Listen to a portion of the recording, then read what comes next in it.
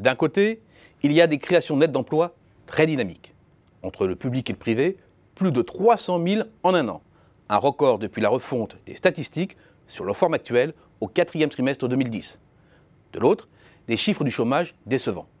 Plus de 3 700 000 personnes sans emploi. Un chiffre stable sur un an. Quant au taux de chômage, il baisse tout doucement par petits dixièmes de %. Et encore, le mouvement qui ne commence qu'en 2015-2016, soit 2 ans après le début de la dynamique des créations de postes, s'est stoppé net. Et à 9,7%, le taux de chômage est à moins d'1 point de son dernier pic. C'est un sacré paradoxe. Les chiffres du chômage sont médiocres, pour ne pas dire mauvais, alors même que les créations d'emplois sont dans le vert depuis près de 4 ans. En fait, le lien entre création d'emplois et la baisse du chômage n'est pas toujours évident. Pour raccrocher les deux, il faut passer par la population active. Le chômage n'est en effet rien d'autre qu'un résidu entre la population active et l'emploi. Population active, que l'on retrouve une seconde fois au dénominateur du taux de chômage. Population active qui de fait constitue une variable décisive. Une variable qui est systématiquement passée sous silence. C'est l'angle mort de l'analyse du chômage. Pour bien comprendre la mécanique à l'œuvre, il faut partir de tout en haut, c'est-à-dire de la répartition de la population française. Une population qui se scinde en 2 catégories bien distinctes. D'abord, celle des actifs, c'est-à-dire les personnes en âge de travailler, par convention les 15-64 ans, même si une toute petite proportion travaille au-delà, qui occupent soit un emploi ou sont activement à la recherche d'un emploi. Il y a ensuite les inactifs, naturellement tous ceux qui sont en dehors des bornes des 15-64 ans, ainsi que les étudiants non salariés, les personnes en congé de longue maladie, les hommes et les femmes au foyer, les chômeurs en formation et les chômeurs découragés.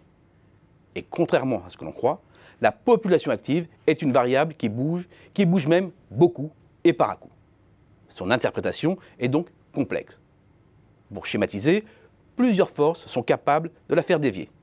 D'abord, des forces structurelles, mais non nécessairement stables. Les flux démographiques liés aux variations des soldes naturels et migratoires. 2. Les modifications de la législation avec notamment les changements de l'âge du départ à la retraite. Depuis 2010, la réforme des retraites joue à la hausse par exemple. 3. Les comportements d'activité des hommes et des femmes.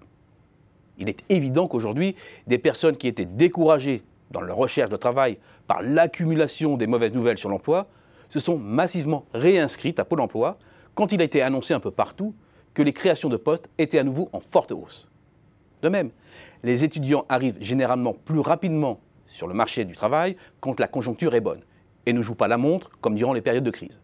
Et puis enfin, il y a tous les à-coups des politiques de formation des chômeurs, largement mobilisées à la veille des élections, sans parler du traitement statistique, radiation par vague, etc. Et c'est bien là le cœur du paradoxe. L'amélioration de la conjoncture, les fortes créations d'emplois et les perspectives de la poursuite de l'embellie ont fait gonfler les chiffres du chômage en encourageant plus de personnes à entrer dans la population active. Un mécanisme plus connu sous le nom de flexion. Une fois cet effet épuisé, retour à la tendance de fond. 800 000 jeunes arrivent sur le marché du travail en moyenne chaque année. 650 000 seniors s'en vont. 150 000 créations nettes d'emplois sont donc nécessaires pour maintenir le chômage, plus si on veut qu'il baisse.